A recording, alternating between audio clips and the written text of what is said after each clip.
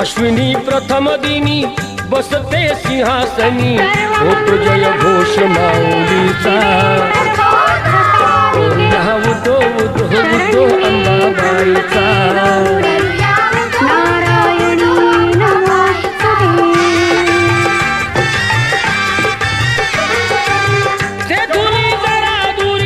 स्वामीजी गगनगिरी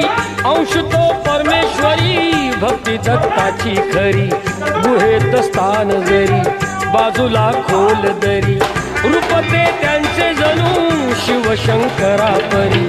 भेटूया त्यांना चला पाहू ईश्वरी लीला